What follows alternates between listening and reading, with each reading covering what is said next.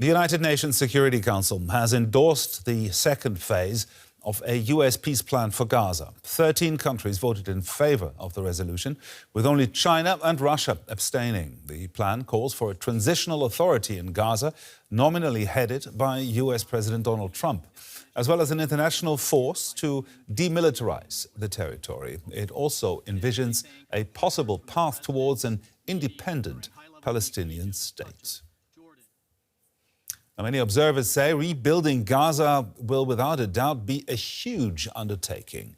The number of damaged buildings there has risen sharply since the start of Israel's war against Hamas. According to UN data, by summer this year, more than 90% of all residential buildings in Gaza had been at least partially damaged.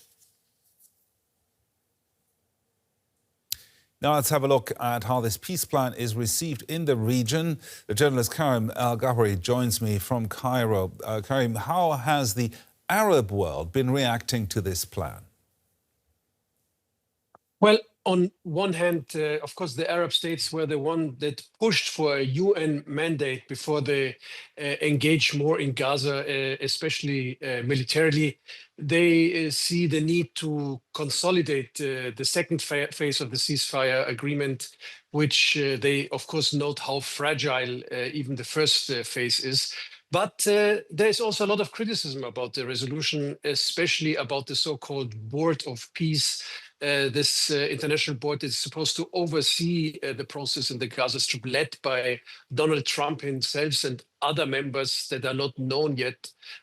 Not only Hamas, but also people in Gaza, and you can see also the public opinion on social media in the Arab world are very skeptical about this framework and framing it somehow as a colonial project, as long as the Palestinians are not the masters of their affairs themselves. Now, but the creation of a sovereign Palestinian state is a key demand from many regional players. Is this plan helping that to get underway? Well, that's for the Palestinians and for the Arab world the absolute core issue.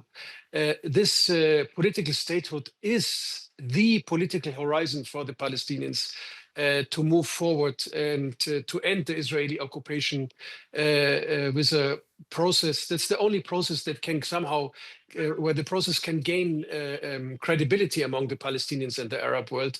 And now it's mentioned in the resolution, although very vaguely, the sentence in there is the conditions may be finally in place for a credible pathway to a Palestinian state. That's what's written there, but only after a reform of the Palestinian authorities. And who determines if this reform is successful? So we know that the Israeli Prime Minister Benjamin Netanyahu and the majority of the Israeli society are vehemently against any kind of form of Palestinian state.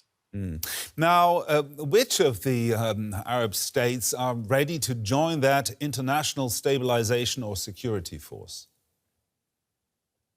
Well, that remains to be seen. The troops are supposed to disarm Hamas, and the Arab states are saying disarming Hamas needs to be a process of negotiation. It's not happening by force. That's what the Israelis and the Americans imagine about this international stabilization force. Hamas itself say they only will give up their weapons if there is an end of the Israeli occupations. Now, for the Arab states, they have, of course, some leverage now here, taking part or taking not part in this Palestinian, in this international force.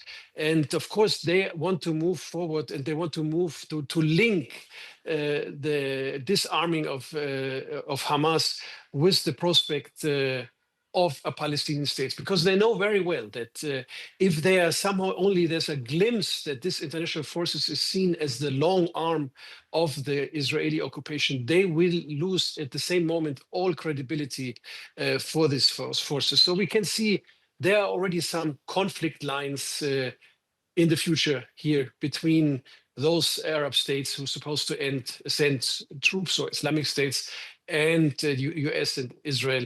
The Arab states can simply refuse cooperation, and that's their leverage they're having right now. The journalist Karim El-Gawhary, thank you very much for your analysis. You're welcome. Let's get more on this. We can speak with DW's Felix Tamsut, who's joining us now from Jerusalem. What's been the response from Israel to this vote? Well, Sarah, we are talking about a mixed response here in Israel. On the one hand, the Israeli side certainly isn't keen on the involvement of a possible establishment of a Palestinian state. At some point during the next couple of years, should it come to the reforms, the Palestinian Authority. On the other, the Israeli goal right now is the disarmament of Hamas, and in that sense, I think the Israeli side is looking forward to seeing how this will be implemented.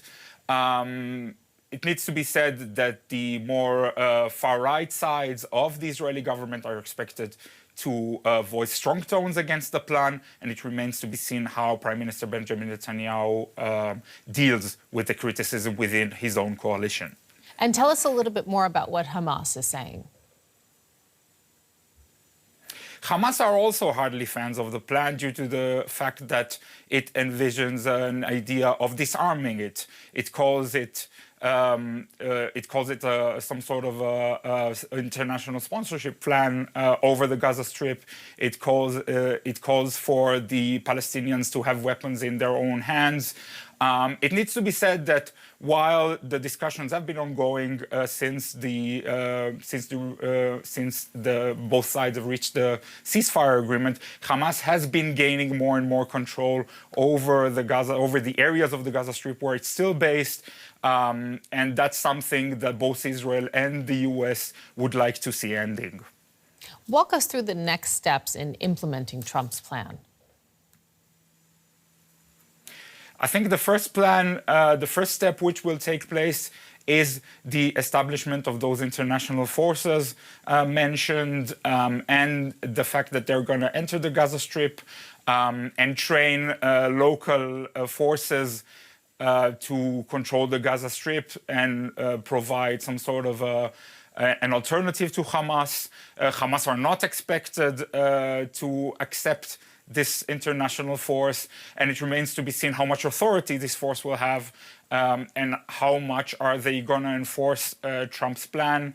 And this another step which will be discussed is how much, and certainly will be interesting for the Israeli side, how much will the Palestinian Authority be involved. And this remains to be seen in the months to come, probably. There have been, meantime, violent attacks in the West Bank, violent settler attacks in the West Bank. What more can you tell us about what is happening there on the ground? Well, Sarah, there have been a few violent nights in the West Bank, nights and days, it needs to be said, where violent settlers burned vehicles and also set homes alight. Both the Israeli Prime Minister Benjamin Netanyahu and Security Minister Israel Katz, Defense Minister rather, have condemned those attacks and said they're going to become active harshly to prevent further attacks in the future. But as a matter of fact, very little to no arrests have been made so far. And security sources here in Israel tell Israeli media that the West Bank is on the verge of escalation if this wave of settler violence is not going to be stopped. Felix Tamsut, thank you. Now, on the ground in Gaza, the October 10th ceasefire that the U.S. and other states brokered has largely been holding, even though hundreds of Palestinians have died in Israeli strikes since then. And the humanitarian situation remains dire. For many in the Gaza Strip, the ceasefire has meant a chance to return home, or what is left of it. A difficult winter has made that even harder. Pools of rainwater and sewage, damaged roads and destroyed buildings greet those returning to Khan Yunis in the south. Makeshift villages have been no match for heavy rainfall. Last night, while we and the children were asleep, water entered our tent and formed a pool. This tent has been here for 7 months. It's all made of fabric. No one cares about us, no international organisation, and the whole world doesn't see what's happening to us. With a possible end to the war in sight, humanitarian officials continue to address critical food shortages, while frantically working to reopen dozens of makeshift schools. UNICEF estimates that more than 630,000 Palestinian children missed out on school during the war. Ask them about anything, they don't know. They've forgotten what they learned. Their lives these past 2 years have been nothing but filling water containers, running after cars, war, Hamas, bombing, and destruction. They've lived through devastation, fear, and terror. Israeli forces killed more than 70,000 people during the 2-year war, and more than 167,000 were injured, according to the Hamas-run health authorities.